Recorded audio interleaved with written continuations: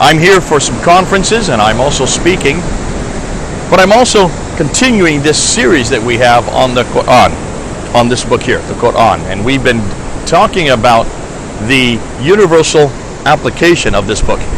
Is this book really applicable? And that's the question I want to continue with, because we've referred to the problems with women, and we've gone to quite a bit on the women. When we were in Brazil, we talked about some of the problem chapters in the Quran. Now, I want to go back to the Quran because it does mention that the model for all Muslims is Muhammad, and I want to go to those references that talk about this, starting with chapter 53, verse 3, referring to Muhammad, though it doesn't give his name, as I've said before, just this prophet. Nor does he speak from his own desire. It is only a revelation revealed. So the Quran that is revealed to the Prophet Muhammad is not from his own desire, and that's why Muslims say we must go to him for our example.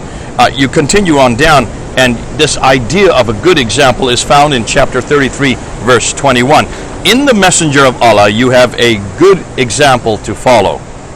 Now, another reference would be chapter 68, verse 4. Surely you, referring to Muhammad, are an exalted character. So since he is a good character, since he doesn't speak from his own desires, then you have the references that say to obey him. So let's go to those. That's in chapter 4, verse 80. He who obeys the messenger has indeed obeyed Allah. That's another one that comes out of that is chapter 47, verse 33. And Allah said, O you who believe, obey Allah and obey his messenger. Now this is repeated over and over again. That's just one example of many references to obey Allah and to obey his messenger. The inference, of course, for Muslims is this must be Muhammad. Now, what I want to do is I want to apply that. Let's just take a look at Muhammad and see if he really is that good of an example. We're going to go through a number of these, and we're going to ask this question. Is he really that good of an example that we should obey him? Well, I want to just look at three places that bother me a little bit, and I would say it would not be a good example. Aisha, the favorite wife of Muhammad, is very critical of him in one place because he seems to fulfill his desires at will. And this you find in Al Bukhari, volume 6, book 60, hadith number 311. Let me just read what it says. Narrated by Aisha, this is her speaking.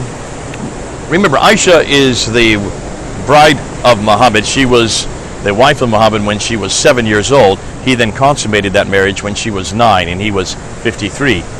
We have to keep repeating that point because that already shows you that there's a problem as a model for mankind. That's not a model for today. Maybe for the 7th century, but not for the 21st century that we live in now. And this is what Aisha said. I used to look down upon those ladies who had given themselves to Allah's apostle, and I used to say, can a lady give herself to a man? But when Allah revealed, you, referring to Muhammad, can postpone the turn of whom you will of them, your wives, so you can decide who you want to sleep with. You may receive any of them whom you will, so it's up to you, Muhammad, who you take or who you leave go. And there is no blame on you if you invite one whose turn you have set aside temporarily. I said to the Prophet, this is Aisha saying, I feel that your Lord hastens in fulfilling your wishes and desires. So here, even the wife of Muhammad is questioning this idea that he can pretty much decide who he wants to sleep with, even though there's already a rota, because he is given that ability. So you can see, she's even saying, there's a problem here. This cannot be a great model. There's another reference, and this is Ibn Tirmidhi, hadith number 964, narrated by Abu Hurairah.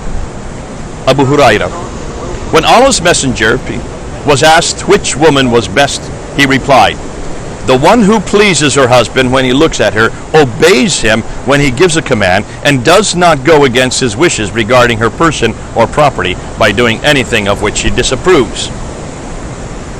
So you can see, as far as Muhammad is concerned, that good women are those who mainly obey her. That continues on, because Muhammad then continues on in Ibn Dawud, book number 11, number 2135. Look and see what he says here. And he's talking about who one of the followers of Muhammad is coming to him and say, should we bow down to you, Muhammad? And he says, well, would you bow down when I'm in the grave? And then he continues to say, and Muhammad says to Qais ibn Sa'd, if I were to command anyone to make prostration before another, I would command women to prostrate themselves before their husbands because of the special right over them given to husbands by Allah.